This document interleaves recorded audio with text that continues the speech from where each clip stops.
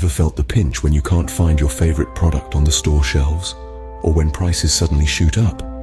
This might soon be a reality for many more items. But why? Let's travel down south to Texas, where a new trend is emerging.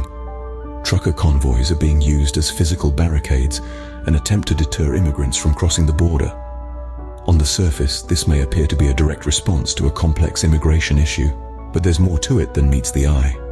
Political motivations, the dance of power and control, all play their role in this intricate choreography. Beyond the news headlines and the heated debates, the implications of this move are far-reaching, and they're not confined to Texas or even to the immigration issue.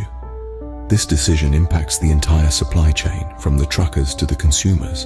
And yes, that includes you and me. Now you might be thinking, well, that's just politics.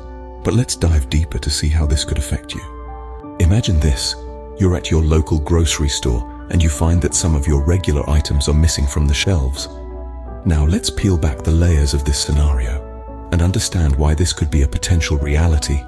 The recent use of trucker convoys in Texas to block immigrants from entering the country has been garnering a lot of attention. But what does this mean for you and me? To get a clearer picture, we need to understand the role immigrants play in our supply chain. Many of these immigrants work in various stages of this chain, from harvesting crops to stocking shelves in your local store. So let's take a walk down the aisles of your favorite grocery store. That apple you're picking up, it didn't just magically appear there. It was probably picked by a worker in an orchard, maybe in Washington State, or even as far away as New Zealand. And the chances are that this worker was an immigrant. Now let's move over to the dairy section. Those gallons of milk, blocks of cheese, they didn't just materialize in the refrigerated section. They came from a dairy farm, perhaps in Wisconsin or California, and again, the odds are that immigrants were involved in some stage of their production. Now imagine, if these hard-working individuals are blocked from entering the country, who is going to harvest the apples? Who is going to milk the cows? The impact is not just on the farms. The ripples extend to the truckers who transport these goods, the warehouses where they're stored, and eventually to your local grocery store. The result? A disruption in the supply chain. And this disruption could lead to a shortage of products and increased prices. That apple might not be there next time, or if it is, it might cost you more. So the next time you can't find your favorite fruit or vegetable, or the price of your morning coffee goes up, remember, it's all connected. But it's not just about the grocery store.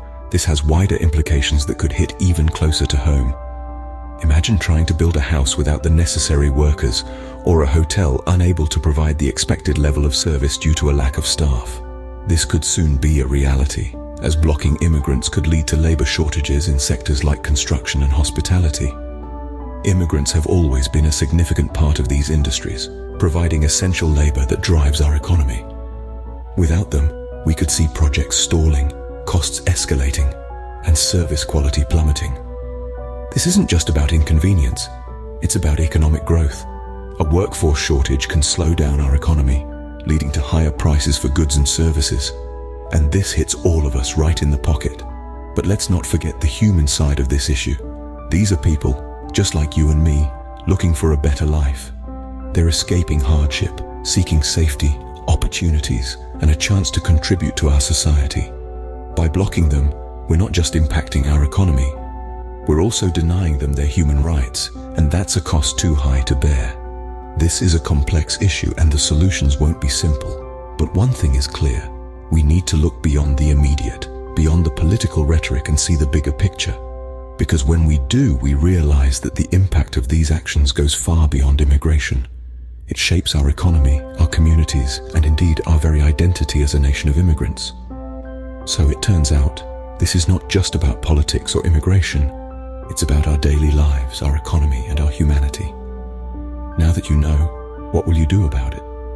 As we wrap up, remember, every action has a consequence, seen or unseen, and sometimes the unseen ones hit hardest.